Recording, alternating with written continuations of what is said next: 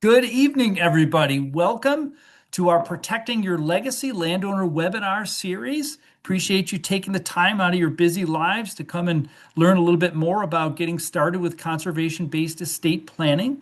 My name is Paul Catanzaro, and I am a professor of forest ecology and conservation at the University of Massachusetts Amherst.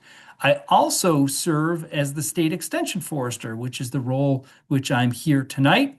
I would also like to introduce Guthrie Diamond, who is a graduate student extraordinaire, who is crucial in helping me organize this webinar and will be working behind the scenes to make sure everything goes smoothly.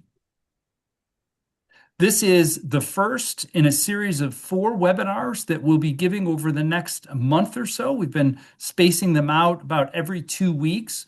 I'm going to be talking a little bit about just things to start you off on this conservation-based estate planning path. Our next webinar on January 27th will feature Peter Zomack, who's an attorney who's done a lot with landowners interested in conservation. We'll be talking about passing your land on with wills and trusts. Olivia Lukasic will then be coming on February 10th to talk about permanent land conservation tools such as conservation restrictions or conservation easements, depending on which state you live on. They call different things. And then our fourth webinar is for those people that may be inheriting land. And I'll talk a little bit about that as we get into the presentation. You are welcome to join us for any or all of them. They will all be recorded and they will all be posted on our YouTube channel, which we will send out to you. I want to acknowledge our funding tonight. Our funding comes from the Massachusetts Department of Conservation and Recreation's Service Forestry program. So within Massachusetts DCR, there is a program, the Service Forestry program, that works directly with private landowners, doing education, technical assistance. They're the ones that implement the cost share programs like the Forest Stewardship Program, as well as the state's current use program. And they have been funding us for more than 10 years now to provide conservation-based estate planning outreach to landowners like you, because you, no matter what state you are in, play a critical role in our forested landscapes. Most of our forests are owned by families and individuals. So when we talk about the myriad benefits that forests provide, from carbon and climate change to clean water to biodiversity to recreation to spiritual renewal, those benefits are largely provided off of private lands. And Massachusetts DCR provides funding for me to reach out to help you with conservation-based estate planning in the hopes that more forest will stay forest through time. So we thank them for their investment in this work. Here's a disclaimer. In the wonderful world of the internet, some colleagues picked up on the fact that we were doing a webinar series here in Massachusetts, and they have spread that out to their networks in their own states. So just recognize that the information that I'm going to be talking about tonight largely applies across the country for all landowners, but there might be some nuances to that information that is specific to your own state. I will do my best tonight to point that out. In the future webinars, the second and third webinar, I think in particular, there might be some legal differences between each state, and the conservation tools, the tax policies might differ a little bit. I think if you're interested in this topic and you're from a state outside of Massachusetts, I do think it is still worth your time to be here. Most of the content will be the same and be relevant in your state. And we will do our best to provide you with resources in your state. If you have questions about resources or who to contact in your own state, we will do our best to match that up. But just wanted to let you know that. In total, there's almost 70,000 acres worth of people registered for tonight's webinar. You play a really critical role in these landscapes. You know, when you add up all of your property together and all the decisions you're making, you have a tremendous amount of influence, not only over your personal goals, but also the public benefits that your forests provide. So tonight's webinar, just a quick outline.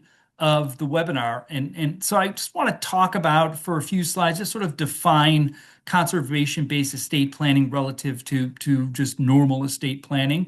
We're going to spend a lot of time on setting goals as a first step, as a foundational step, as sort of the square one of conservation-based estate planning, and in particular, break that down into goals for the future ownership and goals for future use. I'm going to talk about the ecological value of your land and ways maybe to determine that and why that might be important to your goals. And I'm going to give a couple slides on the financial value of land because land is, for many of us, the most valuable asset in our portfolio. And so it's important to know what that financial value of land is. And then I'm going to conclude tonight's webinar with a series of resources that can hopefully help you make good decisions and move forward with this planning. I have this picture of me in a blaze orange vest, not because I like a picture of me, but to remind myself and to remind you that I am not an attorney. I am actually a forester that works with private landowners that recognizes the importance of your decisions in regard to the future ownership and use of your land. I studied in college how to steward forests. I studied silviculture. And the more time I spent in the woods with the landowners, the more I realized how important these decisions are about passing land on and the legacy of your land. And so I've just sort of slowly over time gotten more involved in this to help landowners make these informed decisions. But I want to give the caveat, I am not an attorney. So I'm looking forward to a robust conversation, discussion when I'm done with my slides. But it might get to territory where I say, let's hold off until next time, until we have an attorney and we can ask our attorney. So a couple things I want you to know up front. The first is, and this is a saying my brother says to me often, you eat an elephant one bite at a time. Estate planning can feel like this very big, maybe even intimidating topic. There's lots of different angles to it. It can be emotional. It deals with finances. It deals with family. Sometimes that can be sensitive. It deals with how we feel about the land, our land ethics, a whole suite of things that we need to, in some ways, pull apart. And so what I want to just say tonight is take a breath. Take one bite at a time, one step at a time. The fact that you're here, I think, is a fantastic start. You recognize that doing some planning is important, and you've made the effort to be here. So you're already off to a fantastic start. Please know that no matter what state you're in, there are people working locally that can help you, right? And we can help you connect to those people as well. I don't want you to feel like if you want to take notes, that's fantastic. But realize that this is being recorded. You can go back to this if you want, if you didn't catch something, if you want to listen to it again, if you want a member of your family to listen to it. Just remember that it's being recorded. We're going to follow up this webinar with an email with resources. So I don't want you to feel like you're going to be missing out on something, or need to, focus too intently on all the details. All right. And the important thing, the real goal is to determine what your needs are. All of us are in a different spot based on age, based on finances, based on retirement, based on maybe some have kids, some don't have kids, some have kids and stepkids. Everybody's in different financial situations. There's no cookie cutter approach to this. So what I'm going to suggest is my hope for you tonight is to get a good enough foundation that you give yourself a next step or two.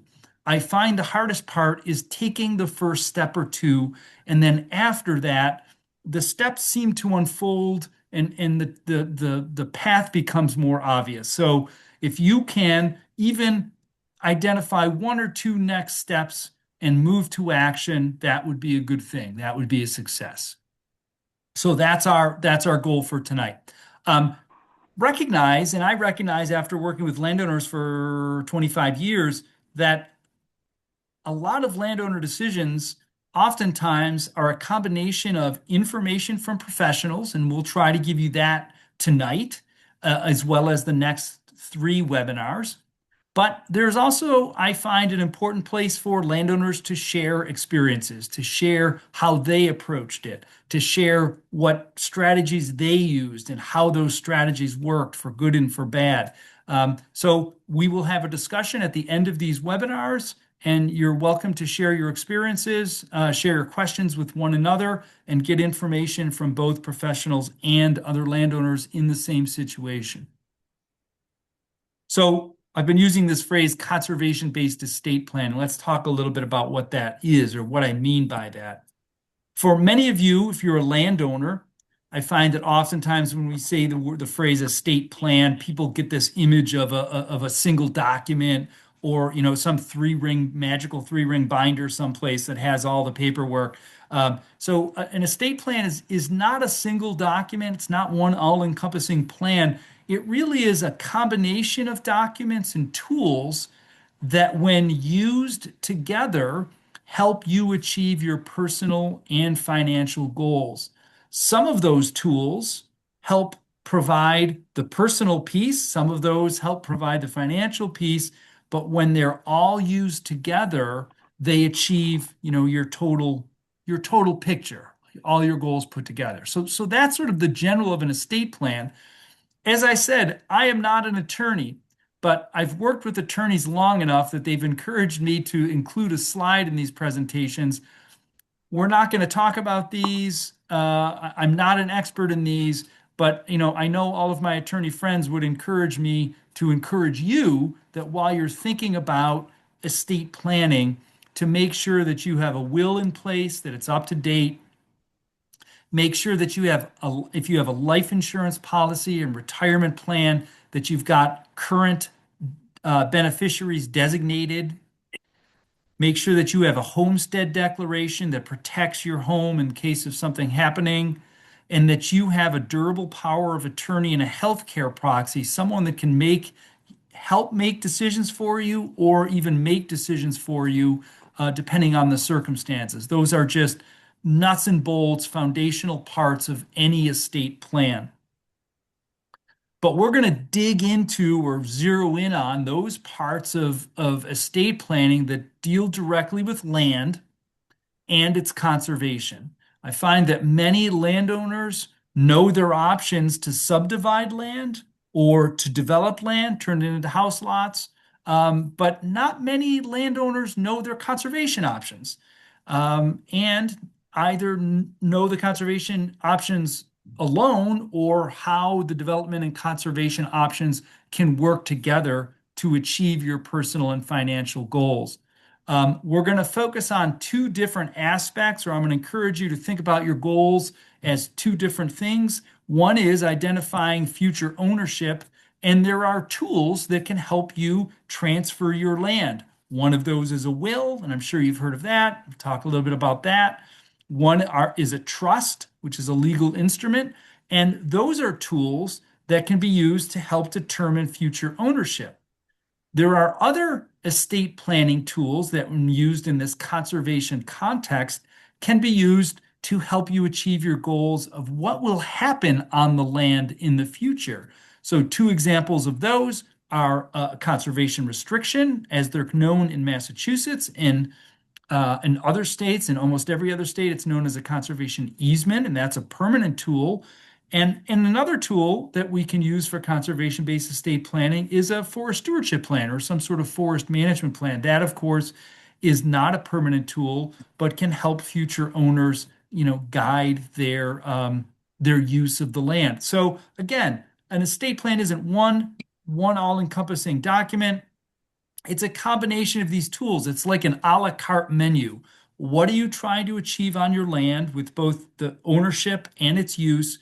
What are your goals personally and financially? And how do we pull in these a la carte tools to create a package that meets your goals? That's conservation-based estate planning.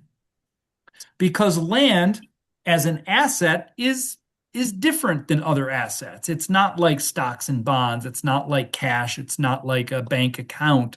Land has both financial value, and oftentimes it's one of the most valuable assets in a person's portfolio, But land also has personal value. It might be the place that you grew up.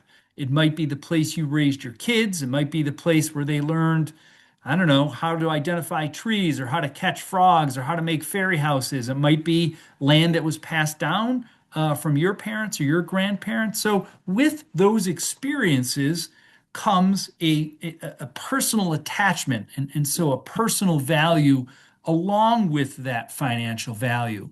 And so for many landowners, the challenge is ensuring that both your personal and financial needs are being met. Um, I'm assuming if you're here that you have some sort of conservation inclinations, but life is hard, life is messy. We're going to retire, and we want to make sure we have the assets that we need in that retirement to take care of ourselves, take care of our loved ones. And a lot of landowners often have goals of passing some of that wealth on or giving kids or grandkids or other family members some amount of assets to start their lives with. So that's sort of the challenge I find with many landowners is trying to balance these personal and financial goals. And the good news is that land is a flexible asset. There are a number of ways that you can a number of tools that can be applied to your property that help achieve both those personal and financial goals and in whatever balance is right for you and is right for your family. So these tools can be used in very creative ways to get that personal and financial value out of. As I said earlier, there is no one right way, so to speak, or one cookie cutter. I really wish I could just email all of you a one pager that says, yep, this is it. This is what you need to do. But circumstances are different. Financial needs are different. Goals are different. Land is different in its characteristics. So it's important to start by just identifying what those goals are and then working through what these creative solutions options might be and which one is best for you. I'm just going to go back to this slide. One of the resources that we're going to send you, we will certainly send you the link to the PDF, but if anybody that wants a hard copy, we've got plenty of free hard copies. So we'd be happy to send that to you and or send extra copies if you want some of your family to have them as well. But throughout this PowerPoint, I have some page numbers that might be helpful for you. In that publication, there are 10 or 12 different family stories, case studies of families that have used conservation-based estate planning to achieve this balance of personal and financial goals. This is a case study, the Riley family from central Massachusetts, that did, I think, just an excellent job of meeting their goals. So if that's of interest, you can look at page 7 and see how the Riley family handled it. So setting goals, defining what you're trying to achieve out there so that you're working efficiently and maintaining family relationships, maybe even improving family relationships. Setting goals can help this. The process of setting those goals, of getting people on board, can help improve or maintain those family relationships. And after you pass away, having those goals and put in paper that people agree upon can really help maintain those relationships after you've passed.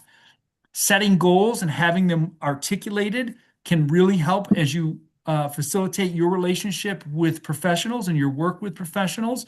If you walk in the door with a clear idea of what you're trying to achieve, it will very much help that a professional have a sense of which tools are best for you and how they can help you.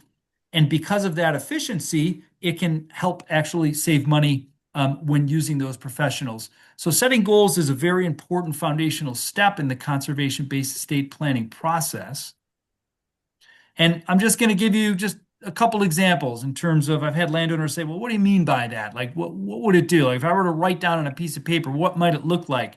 Well, one thing might be if you're in terms of your personal goals, who do you want to pass land on to? Maybe you want to pass it on to your daughter. How much of that land, how important is it that you keep some of that land undeveloped, conserved in its natural state? From a financial perspective, getting a sense of what your current financial needs are, what they might be in the future. Do you need some compensation for conserving your land, maybe to supplement some retirement? Maybe having conversations or thinking through, do you want to conserve most of the land or almost all the land, but there might be a house lot, either for future income, or maybe you want your son to live next to you when, he moves back to the area. So these are just a couple of just quick examples of the kinds of things that are helpful to think through and helpful to start articulating in terms of what your goals are to help professionals guide your decisions. In order to develop those goals, some families find it very helpful to have a meeting. If that's the case, I would encourage you to share with your family what the land means to you. It can be really helpful for them to hear what your history is with the land, what your perspective, maybe what your experience, maybe what your hopes and goals are for the land. And equally important, of course, is to start a conversation about what the land means to them. Note the similarities, note the differences. Where do people agree? Maybe where do people disagree, or don't exactly see eye to eye? And importantly, collecting questions. What do people need to know in order to make a better, have a better idea of what their goals are? Is it that they need to know what the value of the land is? Is it that they want to know what the conservation options are? Is it that they want to know what organization you may want to work with if you decide to pursue conservation? So, identifying those questions that people bring up can be an excellent way to determine your next steps. Because if obviously if it's a question about value, you can talk to someone who can do an appraisal. We'll talk about that in a few slides. If it's about a conservation restriction, it leads you to a land trust. Maybe it's about a new ownership, type of ownership that would lead you to an estate planning attorney. So collecting those questions can be an excellent way to determine how to move forward with this path. So some families are very comfortable having family meetings, but it's not the only way to go about doing this and gathering input from your family. Different families operate in different ways, and you know your family the best. Maybe it's best to have one-on-one conversations with those that you want to include in this decision. And I should stop right there for a minute and just say, my assumption with the last slide or two is that you want to have kids or siblings or other family members involved in this decision. Many landowners do, but I talk to a number of landowners that want to make this decision themselves. And that's, of course, a personal decision. If you do want to include family members, then for some families, having a family conversation, having it, open, hearing what everybody says, hearing what people's opinions and experiences are can be very helpful. In other families, one-on-one conversations might be better. The idea is the same. Share your feelings with them and have them, to the extent that they're comfortable, share their goals with you in terms of what they're hoping to get out of the land personally and financially. I do know that, and this can be done, while doing the dishes after a dinner, after a Sunday dinner. Could be, doing it while having a conversation while fishing. I know a number of families that have scheduled times to walk the land together, that they find that there's a real value in getting out on the land, remembering what the land is, seeing the various habitats and water resources and the memories of running around as kids. Or it can sometimes bring up questions about, its management or what the options are. So, whatever works for you and your family, assuming you want to bring your family into these conversations, into these decisions, the idea is to share information, find out where the overlap is, find out where the questions are, and then start answering those questions. I work with a number of colleagues across the country that do similar kinds of work as this, the conservation-based estate planning, legacy planning with landowners. And some of those folks, and in fact, we do have some folks in Pennsylvania and New York. I know I have colleagues in Pennsylvania, Ellison Muth, and Shorna Broussard Allred, who was in New York doing this work, that like to use these story cards with families, that they would give families a deck of cards, and I have cards. If you're interested, I'd be happy to send you some. And they would, to get a conversation started with their families, they would ask each family member to pick three cards or three pictures that represent what that land means to them. Maybe it's biodiversity, maybe it's sugaring, maybe it's firewood to heat the home, maybe it's recreation, maybe it's the value of the land, maybe it's the family's legacy, the history of the land. But just as an instrument to start the conversation and try to glean from people what the land means to them. I've got colleagues out in Oregon State, that do start the conversation in a different way. They start it with this legacy scale that they put together, asking every family member to rate on a scale of 1 to 10. If their land is a financial asset and nothing more, it's a 1.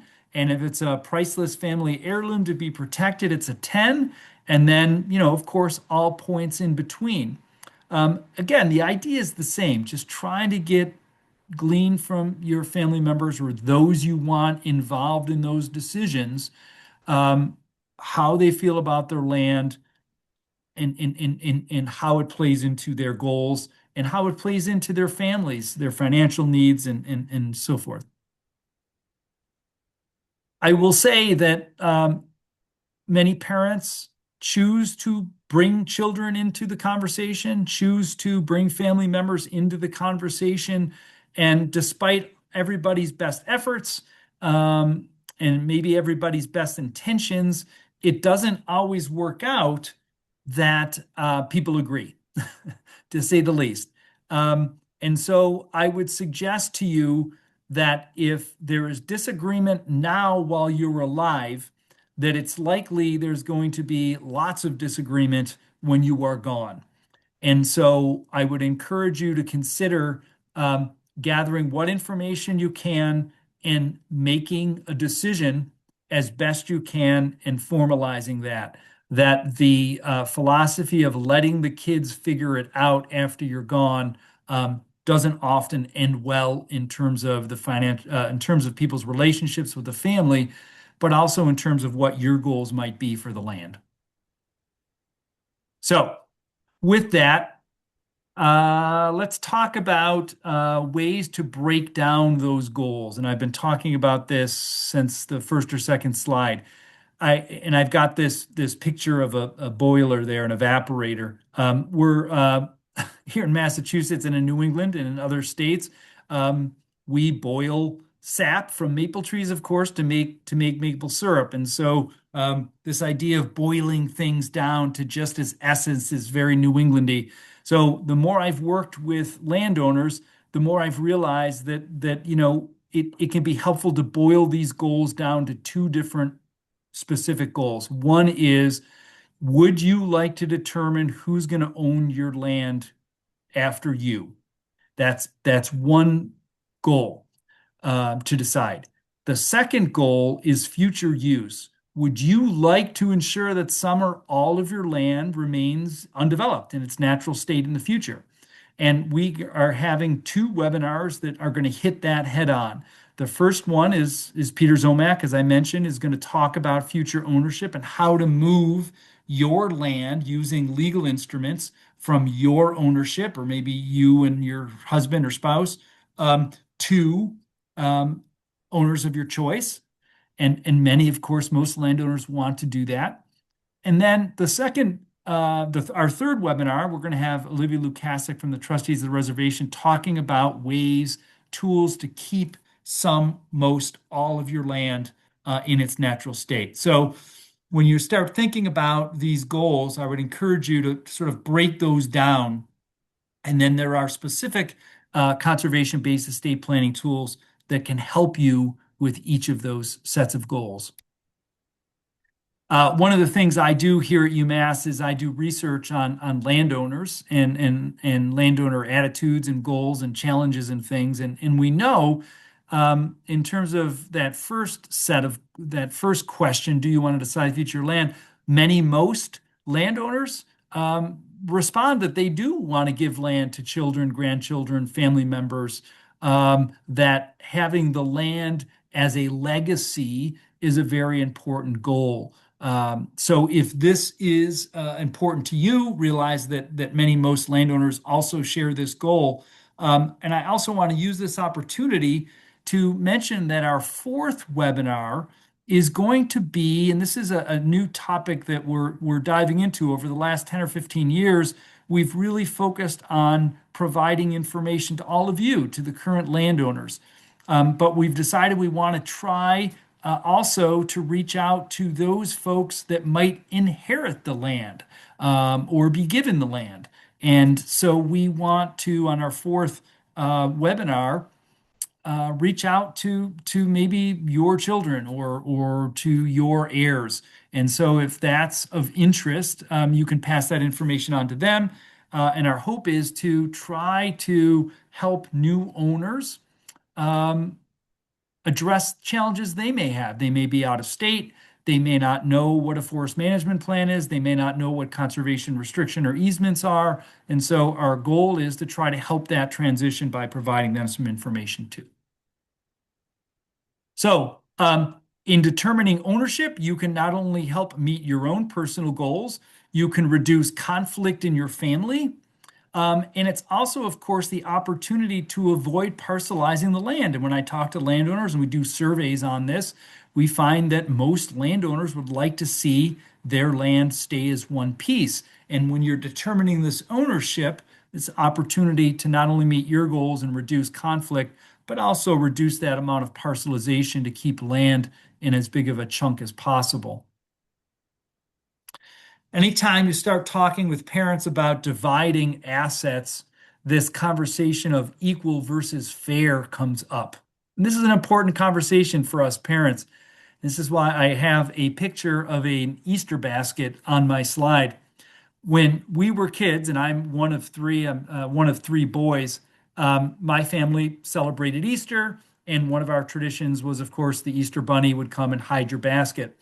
And it wasn't until we were adults that my mother told us that in each of our Easter baskets, not only did she count out the number of jelly beans in each Easter basket, she made sure that each of us had the same number and the same number of red, the same number of green, the same number of white jelly beans. Like she took that idea of equal to the extreme. And I think as parents, we often like to do that. We want to treat all of our kids or all of our heirs in the same way. And I guess what I want to suggest is equal doesn't always mean fair. And I think that cartoon describes that well, that there are opportunities to treat each child or to give to each child in terms of their heirs, your heirs, assets that are fair, and as long as everybody's a part of that conversation, it doesn't necessarily need to be equal. And there are opportunities to split those assets in ways that is fair, and maybe it is equal, or at least it's fair, and everyone is getting what they need, as that cartoon can points out. So, depending on what assets you own, whether it's house or an insurance policy, stocks and bonds, or other assets, the land, depending on what everyone's needs are, both personally and financially, hopefully a healthy, robust family conversation can divide those in a way that meets everyone's needs. Everyone is familiar with this tool, a last will and testament. And it is a wonderful document. And as I said in one of the opening slides, every estate planning attorney I've ever worked with has strongly emphasized the importance of having one. And in fact, there are so many landowners interested in having a will and passing their land on in a will that I actually wrote a publication about that. So that's a publication, a link that we will send to you. But as you know, it's a legal document stating how you want your assets distributed. One of the real strengths of a will is that it's simple and it's inexpensive and it's very straightforward. I own this and this is who I want to have that. One of the weaknesses of a will, though, is that it doesn't do everything. A will can't conserve your land. A will is not going to keep your estate out of probate. It doesn't provide any liability protections and those sorts of things. So while a will is an excellent tool and it does help communicate or, excuse me, transfer assets from you to the person of your choosing, um, it can't do everything. And that's why we get back to this idea of an estate plan isn't one document, it's a combinations of documents. So if the will is helping to transfer the land or transfer other assets, but that's not the end of your goals, then there might be other kinds of tools that can be combined with that will that'll achieve your ultimate goals. Also of importance is that a will does not override the ownership on your deed. And so a deed, of course, is the piece of paper, it's the evidence, it's the legal document that proves your ownership of a piece of land. Happens to be the deed from my land. You can see in the orange box that my wife and I own that together. In the absence of an estate plan, the will really serves as that mini estate plan. Depending on what ownership your land is in, the ownership can determine how the land gets disposed of or how the land gets transferred. So, for example, in my particular case, it's owned by Paul F. and Amy L. Catanzaro. If I were to pass away, because the deed says that it's owned by both, my ownership right would automatically go to my wife. So even though I may have said in my will, I want my daughter to own it, the deed would override that. So one of the things that can be very helpful, in terms of next steps for your estate plan or your conservation-based estate plan would be to, if you don't already know it, find out what kind of form of ownership your land is in and what that means for how it gets passed on. It might be that the way that your ownership is with the land, that it's great and it's exactly what you want to have happen. If, however, the transfer of the land based on the ownership isn't how you prefer it, then this is an opportunity to take a look at that and reevaluate it. There are professionals that can help you do this. Obviously, an attorney can. A forester can look up your deed. A land trust can help you with that. You can do it yourself. There's a link that I think Guthrie is going to put into the chat, Mass Land Records. I'm sorry if you're not in Massachusetts. I'm sure there's an online version in your state. There are different kinds of ownerships that you can, that vehicles that you can own land in. And those are divided into two broad categories. The first is direct ownerships, such as an individual or joint tenants, right of survivorship, tenants by the entirety, tenants in common. That means that individuals actually own the land. And depending on which kind of ownership it's in, it gets transferred in different ways. So, for example, in the deed I just showed you, my wife and I are joint tenants with right of survivorship. That's why we're both listed on the deed. And when one spouse dies, the other gets it. However, the tenants in common is when you have more than two names on that, and that means that the ownership gets split among the surviving owners. And I think we've all heard stories of families that have land in tenants in common ownership, and you end up with, instead of two owners, you end up with, after a couple generations, a dozen owners, and that can make the ownership and decisions very complex. These tables are again on page 14 in the publication.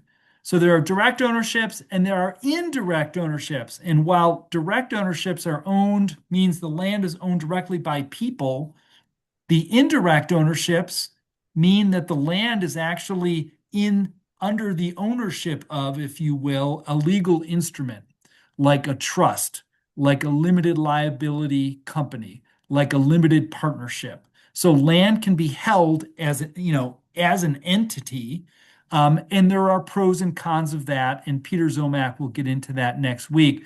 But I just wanted to make sure that knowing what ownership your land is can be a wonderful first step. And you have to make sure that that jives with your will in terms of who will own your land if you want to determine that. And we'll talk more about that next time. Importantly, it's important to pull this apart because my experience as landowners get confused about this. Um, we use the word trust, and I just did. I use that word trust as a legal entity that can be created on your behalf to own assets. And that's the legal definition of that.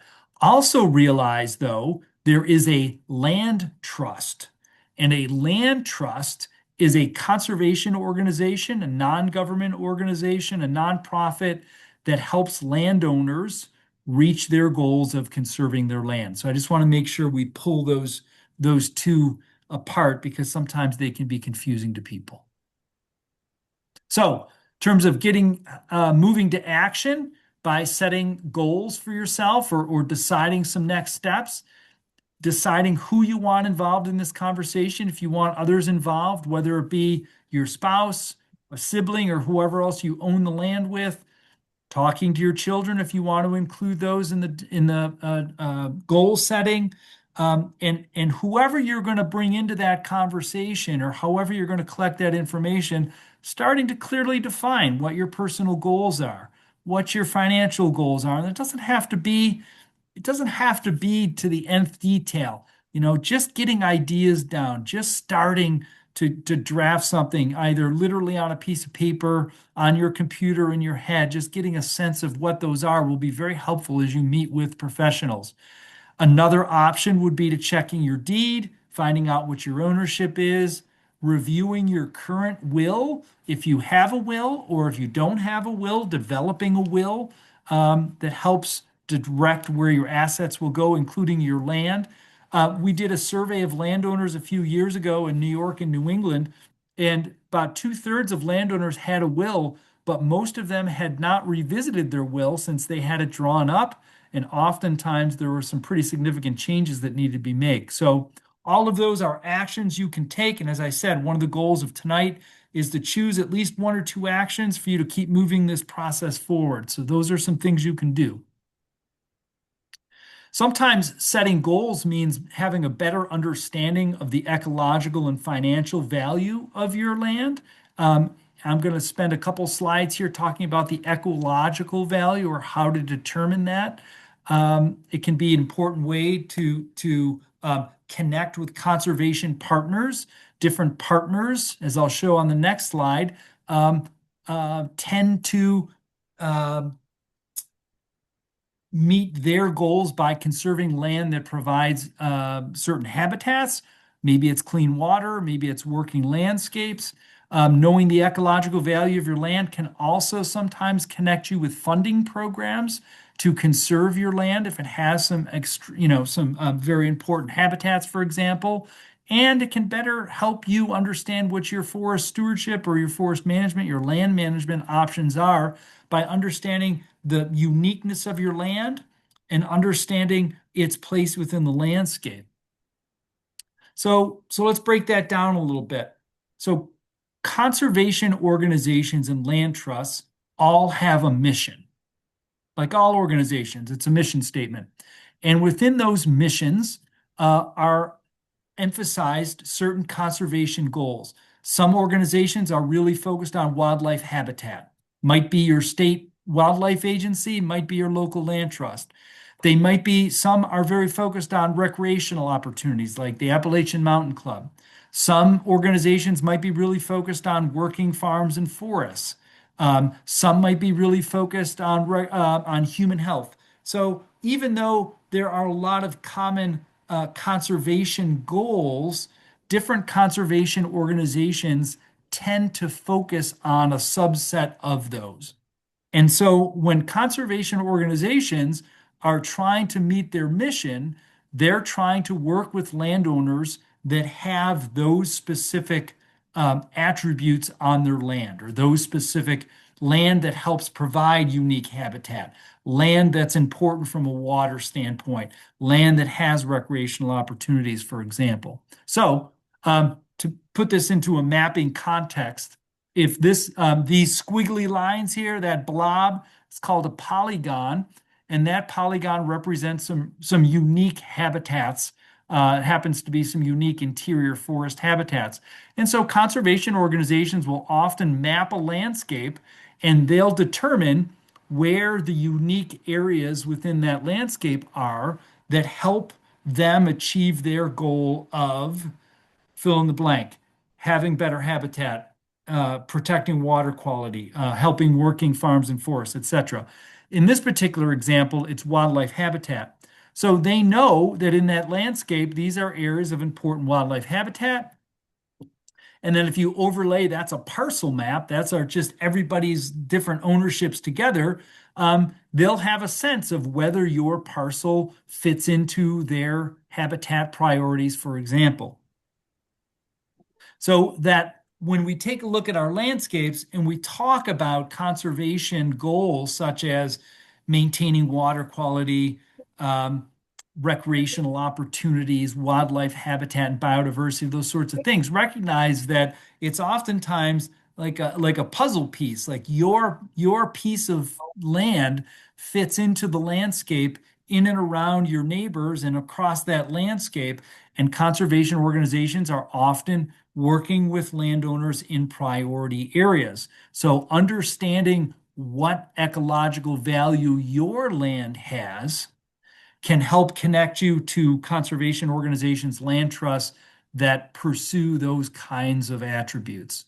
So I'll give you one more example here. This is the same town in Western Massachusetts. It's the town of Goshen. It's a hill town out in Western Mass. This is the same parcels, but two different kinds of priorities.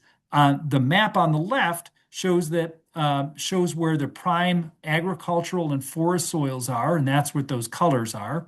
And the map on the right shows where the prime habitat is for endangered species. Different values highlight different parcels. Okay. So some parcels might be overlapped. Some might have prime ag soils and, good wildlife biodiversity. But oftentimes those can be separate things. Different organizations. So for example, the map on the left is often what guides Massachusetts Department of Agricultural Resources or your state's ag program. And the map on the right would be something that Mass Wildlife might be more interested in. So hopefully that makes sense. We can clarify that in the Q&A. If you are interested in knowing more about the conservation values of your land, there are quite a few different mapping tools in Massachusetts that you can utilize. And I did go through and to the best of my ability in people's states, also identify some mapping resources in Connecticut, Maine, Minnesota, New Hampshire, and so forth. So if you are interested, you can go to these links. It doesn't require any special software, and you can start getting a sense of where your land is relative to some important habitats and other resources. In Massachusetts, though, I'm going to come back to one tool in particular called Mass Mapper. And this is a link that we'll send out, but I think Guthrie is also putting into the chat. Again, it doesn't take any special resources, and no matter what state you're in, I'm guessing they're going to have a data viewer like this, where you can find your particular parcel, and this is my land, you can zero in on it, and then you can click and find out where you can add layers. So you can add where endangered species might be, or where there's important aquatic habitat or vernal pools or those sorts of things. So if you're interested and you like playing around with those things, that's something that you can do. And oftentimes it's about making a match. What is the landowner's goals and what benefits or what unique characteristics does their land have matched with what is the conservation organization's goals and how do they achieve that? And so it's sort of making this marriage between your land and your goals and the conservation organization's goals as well. And Olivia Lukasic is going to talk more about that. So if you do want to move to action, you can go to one of those mapping programs, contact your forester or your local forester, talk to your land trust or conservation state agency, and they can help you determine your land's ecological role and what, and a conservation organization that might be a good match for you. Importantly, though, please don't worry about making the perfect match. I've had landowners that um, are just like trying to, not sure who to call and I want to make sure it's the perfect match and those sorts of things.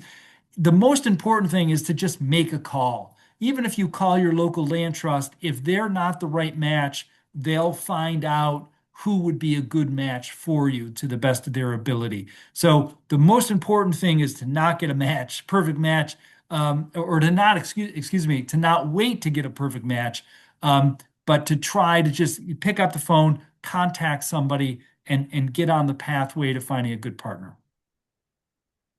Of course, the other part of making decisions about your land and or setting goals for it can be the financial value. Land, as we said, is oftentimes one of the most valuable assets for a landowner, and so knowing what the value of that land is as an asset for you, whether it be to augment retirement, or if you were going to try to create some equity or some fairness among your kids, you might want to know that. And there are a number of things that go into the financial value of your land. Of course, the size of the land is one indicator. The amount of road frontage is another indicator in terms of the amount of house lots that potentially could be put on there. Are there limitations on your land, like wetlands or ledge or slope? Is there power to the road? Is there sewer in the road, or can it be perked for can it pass a perk test for a septic system? What is the commuting distance? Is it 100 acres, within 2 miles of a lot of jobs, or is it 100 acres, 2 hours from a lot of jobs? Is there views? What is the surrounding landscape? Is there a lot of conserved land, recreational opportunities? So there's an awful lot that can go into determining the financial value of your land. Some landowners oftentimes look at their assessment or they'll look at Zillow to try to get an educated guess or a ballpark guess. And those can get you in the ballpark, but they're really not meant to make decisions on, the future of your land from. It's really meant to just be an estimate for tax bills. The way to get a sure value of your land is to go through an appraisal process, and there are appraisers that can be contacted that can actually help calculate a more precise value. Should you go forward and decide to pursue land conservation, like conservation restriction or a donation, that is an IRS charitable gift if you're donating that value or even part of the value. And Olivia Lukasic will talk more about that, but realize you would need an appraisal in order to receive those tax benefits. So another way to move to action would be to consider the land's role in your financial security, get a sense of what, from a financial advisor or your own assets, what your value is or what you might need in the future, and what your land's value is by contacting an appraiser. So those are all steps depending on what information you need to move forward. So I've talked a lot well, I've talked a lot in general, I guess, but I've talked a lot about what conservation-based state planning is, setting goals, and some resources, some next steps. I really want to help connect you to things that can help you move forward. So for folks in other states, I apologize for this. You're welcome to get information from this. Some of it will be Massachusetts specific, but this is our website, masswoods.org, and it was just completely revamped about a month or two ago. So this is what the front page looks like, and you'll see the first thing on the home page is how to find local contacts. And this tab here in the middle will help you find land trusts and estate planning professionals that can help you with these decisions. So if you were to click on that, this is what would come up. And I put, and this is, I should be more specific. When you click on this tool, you'll be asked to choose a town in Massachusetts. And I chose Chesterfield because that's where I live, just to give this example. But the results will pop up specific to your own town. So, for example, my local land trust is called the Hilltown Land Trust. And if you're in the eastern part of the state, of course, they don't cover it. It'll be another land trust. The four statewide land trusts, Mass Audubon, TNC, TTOR, and NEF, come up in everyone's town. And then the unique part will be the individual local town land trust or local regional land trust. So in Chesterfield, it's the Hilltown Land Trust. Yours will be unique. That's the email and that's the phone number to contact them. It will also give you the state conservation agency contacts for your town. So, for example, in Chesterfield, Peter Melanese is the contact at Mass Wildlife, and for Massachusetts DCR, it's Nick Rossi. And as you keep scrolling down on Mass Woods after you've put in your town, you can also link to an estate planning attorney, a CPA, an appraiser, and a surveyor a list, all of those professionals that have experience in conservation. And I can't underscore that enough. If you're going to use an attorney and you're really looking at land conservation, make sure you have an attorney that understands land, that knows what a conservation restriction is, that understands land conservation. And I would say the same for an appraiser, a surveyor, and a tax attorney. Not every professional, this is sort of a niche part of those professions. The lists that pop up when you click those links are people that do have experience with conservation. Also on Mass Woods, on the homepage, you'll find information just about planning the future of your land, setting goals, estate planning professionals, information on the 61 programs. As you scroll down the homepage, you will see that there is something called Mass Woods Initiatives. And in the top row on the right there, where I just put the box, is our webinar series. So this is where you can find recordings. We will email you direct links. But if you were on the site and you wanted to go check out that page, that's where you find it. And then as you scroll down a little lower on the homepage, you'll find Mass Woods publications. And this is where you can click and download PDFs of all of our publications. Some of them that are particularly relevant to you in your conservation-based estate planning are this Protecting Your Legacy, which we can mail you a hard copy of, or you can read online. Using a Will, which I've talked about. There's a publication that we did on the Chapter 61 current use programs in other states. Your current use program is called something different, but the current use program is certainly an excellent tool or can be an excellent tool in a conservation-based estate plan by helping keep the land affordable by reducing property taxes. If you're interested in Massachusetts, in knowing more about that, we have a recorded webinar about the Chapter 61 program that could be helpful. And of course, we're also able to answer questions as well. We have an initiative here in Massachusetts called Women on the Land. In other states, there are a number of other states across the eastern US and Midwest that have similar organizations. Sometimes they're called Women Owning Woodland Networks. In Massachusetts, ours is the Women on the Land Network. But we have information specifically for women landowners. We have a network that Guthrie leads that does programs, workshops, and webinars. So if that's of interest, please feel free to check that out. And if you're in another state, I would encourage you to check your WowNet or Women Owning Woodland Network out. So a couple conclusions. Land is a unique asset. It's flexible. You're able to develop creative solutions for both personal as well as financial information. Financial solution. I blew that. Sorry. There are creative solutions for you to reach both your personal and financial goals, is what I meant to say. You have options out there, and I think that's good news. I would encourage you to start by defining your goals. Just start nice and simple. Who do you want to control the ownership? Who's going to own it? And then the second question, how do you want it to be used? Start nice and small. Please know that there are resources and people locally ready to help you. You're not in this alone. And I would suggest that the sooner you start, oftentimes, the more options you have. This is not a fast process. It's not something you can sort of hit a fast forward button with often. It can take a year, it can take 2 years to sort of, my experience has been it could take a year or two for families to have conversations, make decisions, track down some information, make an appointment with a land trust or an attorney or a surveyor, an appraiser, get that information, incorporate that into the decision making. And the longer you give yourself, the more lead time, the more options often that you have in the future. So I'll just remind you, if you're interested, and I know most of you, many of you have registered for this one, but on January 27th, Peter Zomack is going to be talking to us about passing land on, that sort of first decision on who you want to own land.